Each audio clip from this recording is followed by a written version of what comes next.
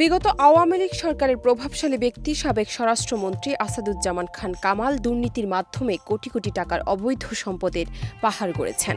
তার বিরুদ্ধে অভিযোগ রয়েছে পুলিশ, মাদকদ্রব্য নিয়ন্ত্রণ অধিদপ্তর, ফায়ার সার্ভিস সহ বেশ কয়েকটি দপ্তরে নিয়োগ বাণিজ্য ঘুষ হিসেবে বস্তায় বস্তায় টাকা নিতেন তিনি।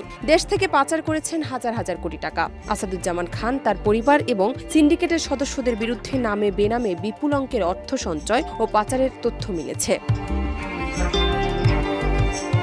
তদন্ত সংশ্লিষ্টদের মতে প্রাথমিক অনুসন্ধানে সাবেক স্বরাষ্ট্রমন্ত্রী কামালের বিরুদ্ধে দুর্নীতির ব্যাপক তথ্য বেরিয়ে আসছে। তিনি মাফিয়াদের গডফাদার ছিলেন। তার নিয়ন্ত্রণে ছিল একটি বড় দুর্নীতিবাজ সিন্ডিকেট। তিনি সহ এই সিন্ডিকেটের সব সদস্য এখন গা ঢাকা দিয়েছেন। প্রাথমিক তদন্তে সংশ্লিষ্ট ব্যক্তিরা জানতে পেরেছেন সাবেক এই স্বরাষ্ট্র সচিবের মাধ্যমে সাবেক স্বরাষ্ট্রমন্ত্রী দুর্নীতি সিন্ডিকেট গড়ে তোলেন। এই সিন্ডিকেটের আশীর্বাদ ছাড়া পুলিশের কেউই কোনো জেলায় বা গুরুত্বপূর্ণ পদে পদায়ন পেতেন না। জেলা পুলিশ সুপার হিসেবে পদায়নের ক্ষেত্রে 1 থেকে 3 কোটি টাকা নেওয়ার অভিযোগ রয়েছে তার বিরুদ্ধে।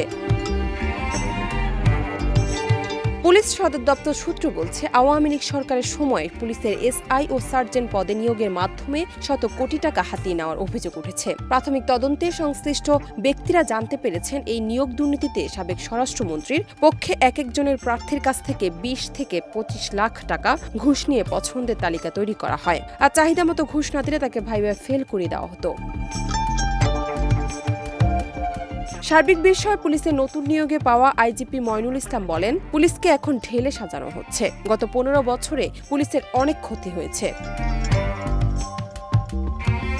দুর্নীতির তথ্য পেতে সাবেক স্বরাষ্ট্রমন্ত্রী আসাদুজ্জামান খান কামালের দপ্তরে দাপ্তরিক কাজে ব্যবহৃত কম্পিউটারে সিপিইউ ফরেনসিক ল্যাবে পরীক্ষা করার অনুমতি পেয়েছে দুদক। দুদক কৌশলী মাহমুদ হোসেন জাহাঙ্গীর জানান, দুদকের আবেদনের পরিপ্রেক্ষিতে 4 সেপ্টেম্বর ঢাকা মহানগর সিনিয়র স্পেশাল জজ মোহাম্মদ আশামস জগলুল হোসেনের আদালত এই আদেশ দিয়েছেন।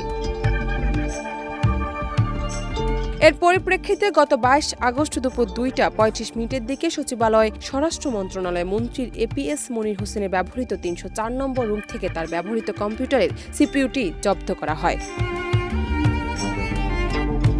সাবেক স্বরাষ্ট্রমন্ত্রী এবং তার পরিবারের নামে শত কোটি টাকার অবৈধ সম্পদ অর্জনের প্রমাণ পেয়েছে দুদক। সংস্থাটির অনুসন্ধানে আরও 200 কোটি টাকার বেশি মানি লন্ডারিং সংক্রান্ত অপরাধের প্রমাণ পেয়েছে সংস্থাটির অনুসন্ধান টিম। সব মিলিয়ে আপাতত 300 কোটি টাকার বেশি দুর্নীতির প্রমাণ মিলেছে।